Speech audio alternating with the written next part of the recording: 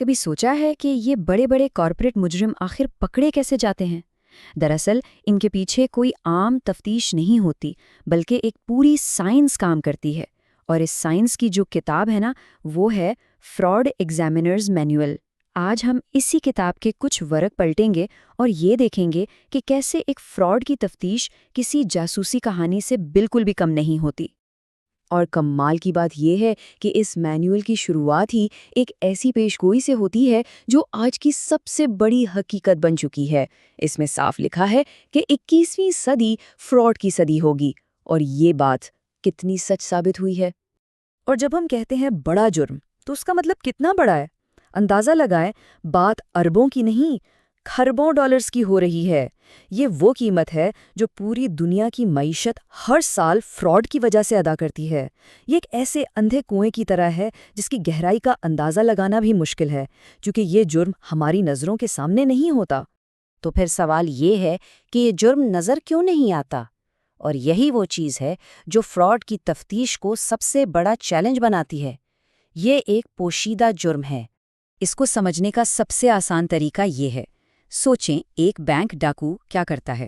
وہ صرف پیسے لوٹتا ہے، لیکن جو شخص بینک کے اندر بیٹھ کر فراڈ کرتا ہے، وہ پیسے چرانے کے ساتھ ساتھ اپنی چوری کے سارے نشان بھی مٹاتا ہے۔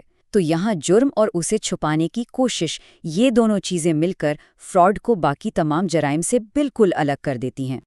اچھا، یہاں ایک بہت ہی دلچسپ بات سامنے آتی ہے۔ اکثر لوگ سمجھتے ہیں کہ آڈیٹر اور فراڈ ایگزامینر کا کام ایک ہی ہے، لیکن ایسا بالکل بھی نہیں۔ ایک آڈیٹر کا کام سمجھے ایک جنرل فزیشین کی طرح ہے جو صرف ایک عمومی رائے دیتا ہے، جبکہ فراڈ ایگزامینر ایک سرجن ہے جو کسی خاص مسئلے کی تہہ تک پہنچ کر ذمہ دار کا تعین کرتا ہے۔ اسی لیے ان کا تعلق دوستانہ نہیں ہوتا بلکہ مخالفانہ ہوتا ہے۔ تو پھر ایک ایگزامینر یہ سرجری شروع کیسے کرتا ہے؟ کیا وہ کسی پر بھی شک کر کے تفتیش کا آغاز کر سکتا ہے؟ جی نہیں، بالکل نہیں۔ اس کے لیے ایک بنیادی اصول پر پورا اترنا بے حد ضروری ہے۔ اس اصول کا ایک خاص نام ہے پریڈیکیشن۔ سادہ لفظوں میں اس کا مطلب یہ ہے کہ تفتیش شروع کرنے کے لیے کوئی ٹھوس وجہ، کوئی اشارہ یا کوئی ثبوت ہونا لازمی ہے۔ محض افواہوں یا ذاتی شک کی بنیاد پر کسی کی زندگی میں طوفان نہیں لایا جا سکتا۔ چلیں اس کو ایک مثال سے سمجھتے ہیں۔ ایک کمپنی ہے بیلی بکس۔ وہاں ایک گمنام کال آتی ہے کہ پرچیزنگ مینیجر لنڈا کولنز پرانے سپلائرز کو کام نہیں دے رہی۔ اب دیکھیں، یہ اطلاع بہت واضح نہیں، تھوڑی مبہم ہے، لیکن ایک تربیت یافتہ ایگزامینر کے لیے تفتیش شروع کرنے کا ایک جائز جواز فراہم کرنے کے لیے یہ بالکل کافی ہے۔ یہی ہے پریڈیکیشن۔ ٹھیک ہے، تو تفتیش کی اجازت مل گئی۔ اب آگے کیا؟ ایگزامینر اندھیرے میں تیر نہیں چلاتا، وہ ایک منظم طریقہ کار استعمال کرتا ہے جسے فراڈ تھیوری اپروچ کہتے ہیں۔ یہ کوئی راکٹ سائنس نہیں، بلکہ ایک بہت منطقی 4 قدموں کا پروسیس ہے۔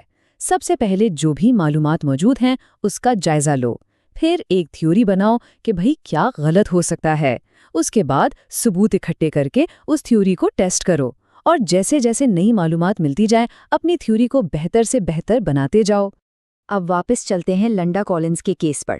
ایگزامینر نے پہلے خریداری کے ریکارڈز دیکھے، پھر بدترین تھیوری یہ بنائی کہ شاید لنڈا رشوت لے رہی ہے۔ اس کو ٹیسٹ کرنے کے لیے اس کے طرز زندگی کو دیکھا گیا، لیکن وہاں شاہ خرچیوں کے بجائے شدید قرض نظر آیا۔ تو یہاں تھیوری بدلی گئی۔ یہ نہیں کہ پہلی سوچ غلط تھی، بلکہ نئی معلومات نے اسے مزید بہتر بنا دیا۔ شاید وہ پیسوں کی مجبوری کی وجہ سے یہ سب کر رہی ہے۔ تو یہ تھیوری ٹیسٹ کیسے ہوتی ہے؟ یعنی ثبوت کہاں سے آتے ہیں؟ اس کے لیے ایک ایگزامینر کے پاس سمجھیں کہ 3 بنیادی اوزار ہوتے ہیں۔ یہ ہے وہ 3 ستون۔ پہلا، سارے کاغذات اور ڈیجیٹل ریکارڈز کی جانچ پڑتال کرنا۔ دوسرا، لوگوں سے بات چیت کرنا۔ اور تیسرا، حالات و واقعات کا بغور مشاہدہ کرنا۔ ایک کامیاب کیس ان تینوں چیزوں کے صحیح امتزاج سے ہی بنتا ہے۔ اور ان اوزاروں کو استعمال کرنے کا بھی ایک خاص طریقہ ہے۔ تفتیش ہمیشہ ایک پیاز کی طرح ہوتی ہے۔ آپ باہر کی تہوں سے شروع کرتے ہیں اور آہستہ آہستہ مرکز کی طرف جاتے ہیں، یعنی عمومی سے مخصوص کی طرف۔ خاص طور پر انٹرویوز میں یہ ترتیب بہت اہم ہے۔ تفتیش کار پہلے ان لوگوں سے بات کرتا ہے جن کا کیس سے کوئی خاص تعلق نہیں، پھر ان گواہوں سے جو کہانی کے کچھ حصوں کی تصدیق کر سکیں، اور اس کے بعد ممکنہ ساتھیوں سے اور مرکزی ملزم سے۔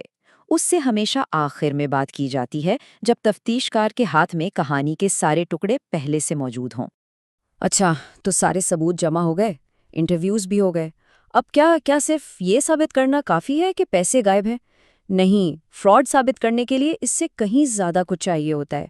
قانون کی نظر میں فراڈ کو ثابت کرنے کے لیے ان 5 عناصر کا ہونا لازمی ہے، یعنی یہ کہ کام بری نیت سے کیا گیا، اپنے اصل مقصد کو چھپایا گیا، شکار نے اس دھوکے پر بھروسہ کیا اور اپنی مرضی سے کوئی قدم اٹھایا، اور آخر میں مجرم نے اپنے عمل کو چھپانے کی بھرپور کوشش کی۔ اور ان سب میں جو سب سے مشکل چیز ہے نا، وہ ہے نیت ثابت کرنا۔ کوئی بھی مجرم یہ نہیں مانتا کہ اس کی نیت خراب تھی۔ اسی لیے ایگزامینر کوئی ایک ثبوت نہیں ڈھونڈتا، بلکہ وہ واقعات کا ایک ایسا سلسلہ، ایک ایسا پیٹرن دکھاتا ہے جس سے یہ صاف ہو جائے کہ یہ سب محض ایک غلطی نہیں بلکہ ایک سوچا سمجھا منصوبہ تھا۔ تو یہ ہے وہ پوری گائیڈ بک، وہ پورا طریقہ کار جو فراڈ پکڑنے کے لیے استعمال ہوتا ہے۔ لیکن ایک آخری سوال ذہن میں آتا ہے، یہ کتاب تو مجرموں کو پکڑنے کے لیے ہے، مگر کتنی کمپنیاں اور ادارے اسے پڑھ کر فراڈ کو ہونے سے روکنے کے لیے بھی کوئی کوشش کر رہے ہیں؟